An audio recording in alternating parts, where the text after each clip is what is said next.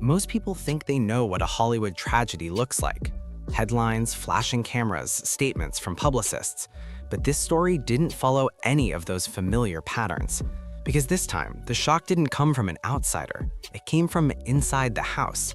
And what investigators uncovered afterward left even seasoned detectives struggling to explain how things spiraled so fast. Rob Reiner had spent decades building a reputation as one of Hollywood's most respected voices. Behind the scenes, friends described him as grounded, private, and deeply family-oriented. So when news broke that he and his wife had been found dead in their own home, the entertainment world froze. No warming signs, no public feuds, just a quiet Los Angeles neighborhood suddenly swarming with police. At first, very little information was released. Authorities confirmed that Rob and his wife, Michelle, were discovered inside their Brentwood residence with injuries that pointed to a violent encounter. There were no signs of forced entry. That detail alone raised eyebrows. It suggested whoever was responsible didn't break in. They were already inside, or they were welcomed in. As investigators worked the scene, a darker picture began to take shape. Reports claimed the injuries were caused by a sharp object, and the timeline narrowed quickly. Within hours, attention turned to someone few people expected to see connected to a case like this: their own son. Nick Reiner was taken into custody later that same day. The arrest sent shockwaves through Hollywood and beyond. This wasn't just another crime story. This was a family collapse playing out in public, with layers that grew more unsettling the deeper reporters dug. What made the situation even more disturbing was what surfaced next.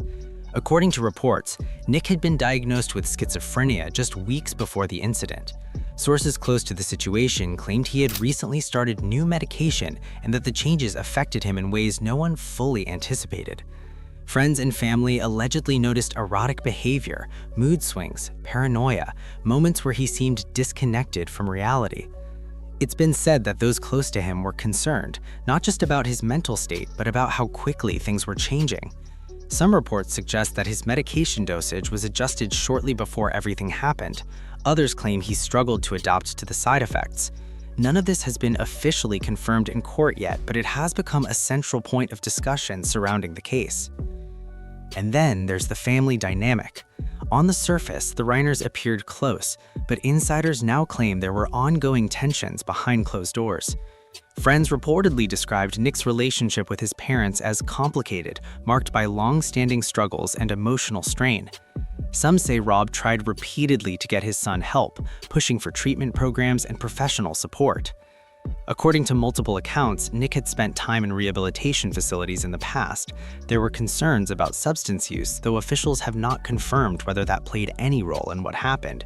Still, rumors online continue to swirl, with many speculating that a mix of untreated mental illness, medication changes, and unresolved family conflict created a volatile situation.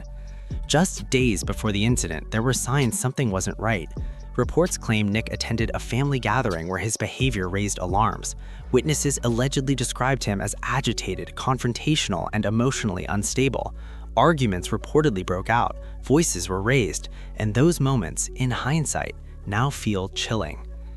What happened inside that house remains known only to investigators and the people involved. Authorities have not released a full timeline, and much of the evidence is being held closely as the case moves through the legal system. But what is clear is that whatever unfolded happened quickly and violently. Nick now faces 2 counts of first-degree murder with special circumstances. Prosecutors have indicated that the charges carry the possibility of life without parole. His legal team is expected to pursue a not guilty plea based on mental incapacity, arguing that his diagnosed condition played a significant role in his actions. Again, these are legal arguments, not conclusions, and they will ultimately be tested in court. During his first court appearance, observers noted how different Nick appeared compared to older photos. He spoke very little. He wore protective clothing typically used when someone is considered at risk of harming themselves. The image alone left many viewers shaken. This wasn't the face of a cold, calculating criminal. It was someone who appeared deeply unwell. Public reaction has been intense and divided. Some people feel overwhelming sympathy for Nick, pointing to the challenges of severe mental illness and the failures of the healthcare system. Others argue that regardless of diagnosis, 2 lives were lost and accountability matters. The debate has played out across social media, talk shows, and comment sections, with emotions running high. Meanwhile, those who knew Rob and Michelle have described them as loving parents who never gave up on their son. One family friend reportedly said the couple would want compassion to remain part of the conversation, even now. That sentiment has only added to the emotional weight of the case.